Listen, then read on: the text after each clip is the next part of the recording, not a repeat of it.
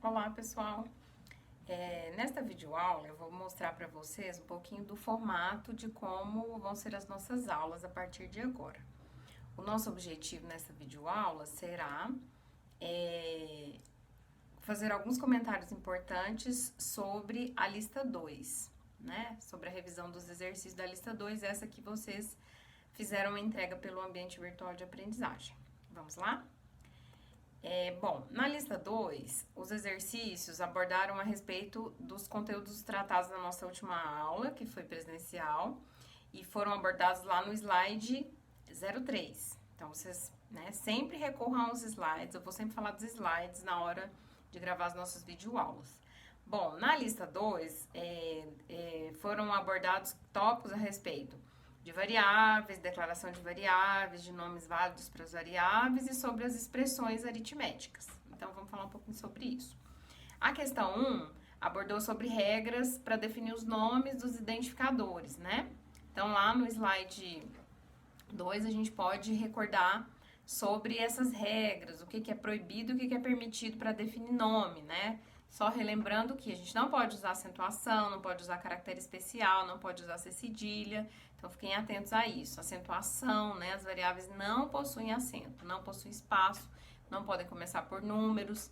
Então, relembrem aquelas regras, ok?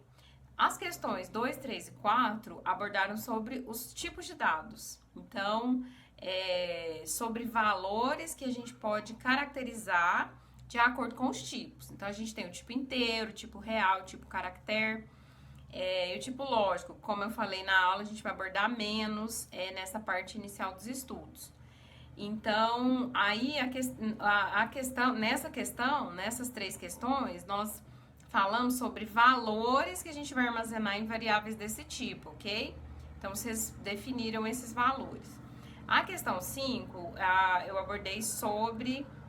solicitei que vocês declarassem 4 variáveis, considerando os tipos de dados, né? Então, como vocês podem perceber aqui, a gente tem as variáveis nota aluno sendo real, nome, aluno e sexo, por armazenar palavras, né? Conjunto de caracteres, eles são do tipo caractere.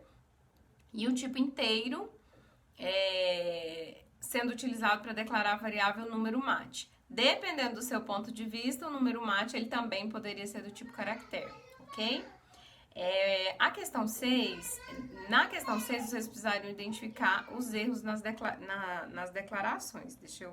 Observem aí que eu coloquei aqui de vermelho, né, os erros indicados aqui nas declarações da questão 6.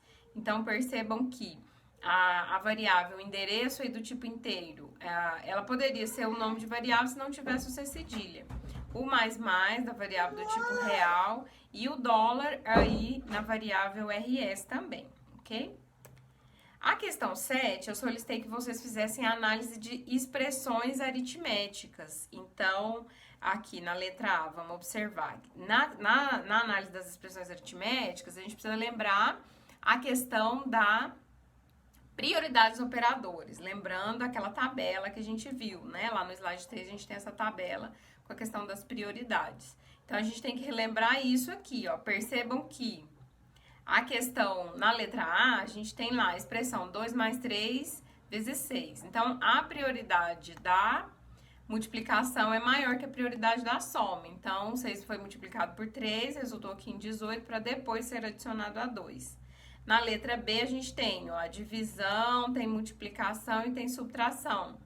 A prioridade da divisão e da multiplicação é a mesma. Então, como a divisão vem primeiro ele dividiu aqui 12 por 3, multiplicou depois por 2, para só então subtrair por 5, ok? Lembrando uma questão interessante, essa prioridade que a gente obedece é a mesma que qualquer calculadora vai obedecer, né? Isso é uma regra matemática. Então, os programas, eles são baseados nessa regra também. A questão C, a gente tem 31 dividido por 4. Observem que a divisão aqui é uma divisão real, porque ela tá utilizando a barra para dividir. Então, o resultado também é um valor real, 7,5. Lembrando que os operadores div e mod que nós estudamos, eles também são utilizados para divisão, porém o objetivo deles é a divisão inteira. Então, os resultados que o div e o mod vai gerar são sempre números inteiros. Então, ele não vai dividir o número por completo. Quando a divisão deixa de ser inteira, esses operadores param de dividir, ok? Então, a gente tem que 31 div 4 é 7. Por quê? Porque, olha só, após o 7, o número, o resultado, que o quociente dessa divisão já se tornaria real.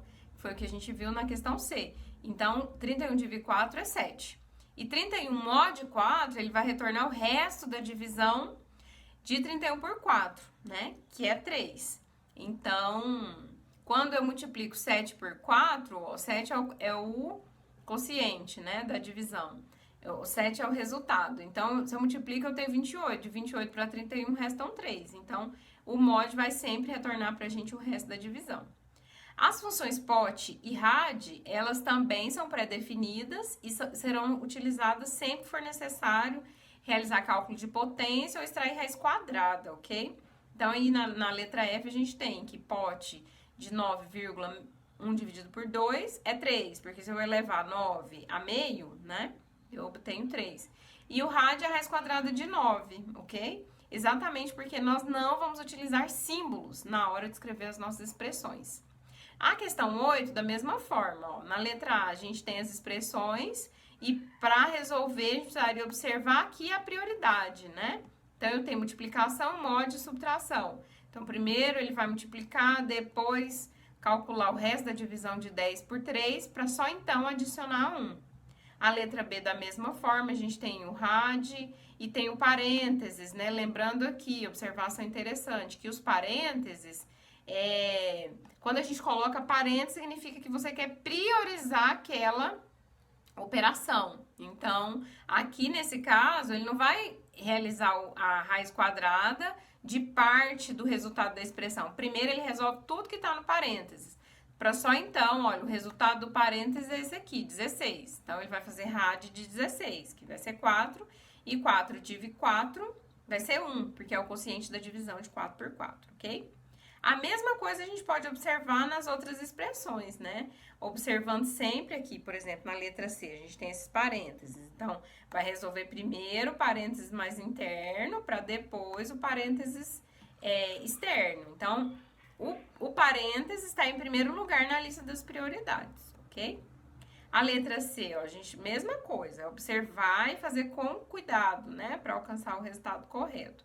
Então, na hora que a gente vai analisar expressões, e a gente vai fazer bastante isso, a gente tem que se colocar no lugar do computador que está processando aquilo, ok? Então, esse foi o nosso objetivo nessa videoaula. Eu espero que vocês tenham, né, dedicação e paciência para assistir todas as videoaulas. Esse formato, ele foi pensado para não prejudicar quem não consegue acompanhar a aula online, por qualquer motivo. Ok? A aula ao vivo, né? Eu quero dizer, essa nossa aula vai ficar disponível online. Então, eu espero, né, que tenha sido proveitoso para vocês e até a próxima. Tchau, tchau.